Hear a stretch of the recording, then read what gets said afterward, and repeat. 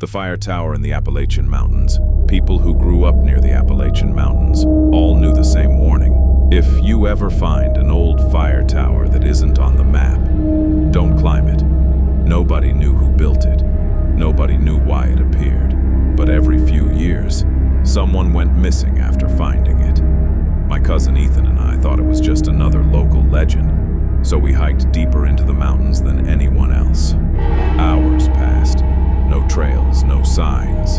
Then we saw it. An old wooden fire tower rising above the trees. It looked ancient. The wood was black, the windows were shattered, and somehow, there wasn't a single bird anywhere nearby. At the bottom of the stairs was a faded sign. Do not climb after sunset. Ethan laughed. We've already come this far. He started climbing. Against my better judgment, I followed. Every step made the tower groan. Halfway up, I looked over the forest.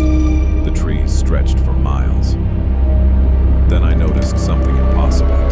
There was no wind, but every tree was swaying back and forth at the exact same time, like something underneath them was moving. When we reached the top, we found an old logbook. The final entry was dated yesterday. It read, "If you're reading this, it's already watching you." The trap door slammed shut beneath us. The entire tower shook. Then we heard it, a whistle, deep in the forest. Another answered, then another. Soon, hundreds of whistles echoed through the mountains. Ethan looked through the binoculars mounted inside the tower. His face went white. "What?" I asked. He didn't answer. He just handed me the binoculars. At first, I only saw trees. Then they moved, not the branches, the trunks. Thousands of tall black figures were standing perfectly still between the trees. So still, I had mistaken them for the forest itself. Every one of them slowly turned and looked directly at the tower. Then, at the same time, they began walking toward us. Not running, walking, silent. The ground trembled beneath their steps. Ethan grabbed the ladder. "We have to go!" I looked down. The staircase was gone. The tower now stood on a single wooden pole, hundreds of feet above the ground. There was no way down.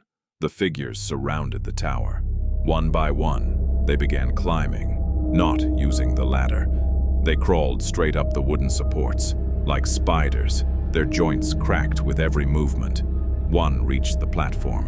Its face looked almost human, except it had no eyes, just a mouth stretched from ear to ear. It whispered, "You climbed to see us." The floor beneath Ethan collapsed. He fell, but he never hit the ground. Halfway down, something in the darkness caught him. His screams stopped instantly. Then, a voice floated up through the trees. "Ethan." It sounded exactly like him. "Come down, I'm okay." I backed away. The voice kept calling, closer, more desperate. "Please, I'm scared." Then another Ethan answered, from somewhere else in the forest. Then another. Soon, dozens of Ethans were calling my name from every direction. I covered my ears. When morning finally came, the tower was gone. I woke up alone on the mountain. Search teams never found Ethan. They searched for weeks, but the strangest part came later. Every autumn, hikers report seeing a lone man standing at the top of a fire tower that doesn't exist. If they wave, he waves back. If they call his name, he smiles and slowly points behind them. My friend told me never to open the bedroom door. My friend Dylan had one rule. "If you ever stay at my apartment, never open the bedroom door after midnight." I laughed. "What happens if I do?" His face went completely serious. "Just don't." That night Dylan left to grab food. I stayed behind playing video games at exactly 12 a.m. I heard 3 knocks coming from his bedroom. Knock, knock, knock. I texted Dylan, "Are you messing with me?" He replied instantly, "I'm still at the restaurant. Don't open the door." The knocking continued. Then, a woman's voice, soft, scared, please. I can't breathe. Every instinct told me someone was trapped inside. I reached for the doorknob. My phone buzzed again. Dylan, if you open that door, don't look at the ceiling. Too late. The door creaked open. The bedroom was empty. Just a bed, a dresser, a cracked mirror. I laughed. This is your prank. Then something dripped onto my shoulder. Warm, slow. I looked down. Blood. My heart stopped. I remembered Dylan's message. Don't look at the ceiling. I looked anyway. A woman was pressed flat against it. Her arms and legs bent like a spider's. Her head hung upside down. Her mouth stretched impossibly wide. She smiled. Without moving, she whispered. You looked. The bedroom door slammed shut behind me. The lights went out. My phone flashlight flickered on by itself. The room was empty again. Then I heard breathing right behind me. I turned. Nothing. The mirror cracked. A reflection appeared. I was standing alone. But behind my reflection, the woman was inches away from my face. I spun around. Still nothing. Then my reflection smiled. I wasn't smiling. It slowly raised one hand. I didn't. Then it whispered, "Switch." Everything went black. The next thing I remember, Dylan was shaking me awake in the living room. Did you open the door? I couldn't answer. Something felt wrong. I looked into the hallway mirror. Dylan looked terrified. Not of the apartment. Of me. He slowly backed away. Your reflection. It isn't copying you anymore. I turned toward the mirror. My reflection wasn't looking at me. It was staring at Dylan, smiling. Then, it reached one hand through the glass, wrapped its fingers around Dylan's wrist, and pulled him inside. The mirror shattered. Dylan was gone. Police searched the apartment for days. No signs of a struggle. No blood. No body. When they questioned me, they asked one strange question. Why were you talking to the mirror for 3 hours? I told them I wasn't. The detective quietly slid his phone across the table. It was security footage from the apartment, the entire night. I had been standing in front of the mirror, completely alone, smiling and whispering. Come closer. I have never gone back to Dylan's apartment, but every morning, when I brush my teeth, my reflection smiles. A few seconds before I do. The Cave That Breathes. Appalachian horror story. People who live near the Appalachian Mountains know about Devil's Hollow. They'll tell you the same thing. Never enter the cave if you hear breathing from inside. Not wind, not an animal. Breathing. Nobody knew where the story came from, until 5 college friends decided to explore it.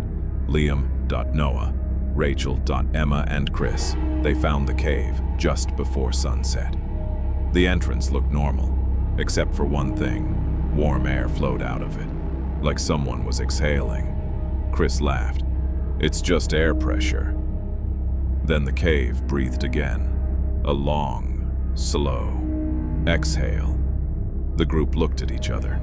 Nobody said a word. They went inside anyway. Their flashlights barely pierced the darkness. The deeper they walked, the warmer the cave became. After 20 minutes, Rachel noticed something carved into the wall. It's not a cave. Liam laughed nervously. Someone's trying too hard. Then they heard it. A heartbeat. Thump, thump, thump. Not from inside their chests, from the cave itself. Dust fell from the ceiling with every beat. The walls seemed to pulse. Chris touched the rock. It felt soft. He jerked his hand away. The wall moved like muscle. Then the breathing stopped. Complete silence. Every flashlight flickered. The tunnel behind them was gone. Only solid rock remained. We're trapped, Emma whispered. Then something laughed. Not ahead of them, not behind them. Inside the walls.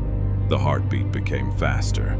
Thump, thump, thump. The floor began to rise and fall beneath their feet, like they were standing on the chest of something enormous. Rachel screamed. The walls were closing in, not collapsing, moving. The cave was swallowing them. Everyone ran, the tunnels twisted into impossible shapes. Passages appeared where there had been none. Every turn led deeper. Then they found a chamber.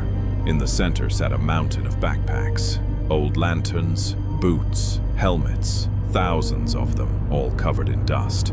The belongings of people who had never come back. Chris whispered, "We have to leave." A voice answered from the darkness. So did they. Every flashlight died. Pitch black. Then, hundreds of eyes opened. Not in front of them. Inside the walls, watching, blinking, the cave inhaled. The air rushed toward the darkness with unbelievable force. Chris lost his footing.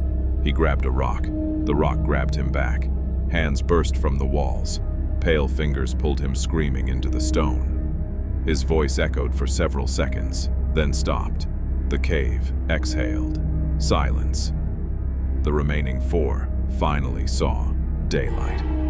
They sprinted out of the entrance, collapsing onto the mountainside. They turned back. The cave was gone. Only a solid cliff remained. Search and rescue arrived the next morning. There had never been a cave there. The GPS data showed the group had spent 8 hours standing in the middle of an empty field. The police assumed Chris had wandered off, but 6 months later, another group of hikers reported hearing breathing beneath the ground. One of them put an ear to the earth. He heard a faint voice, crying, "Please. It still thinks I'm inside." Then the ground beneath him breathed.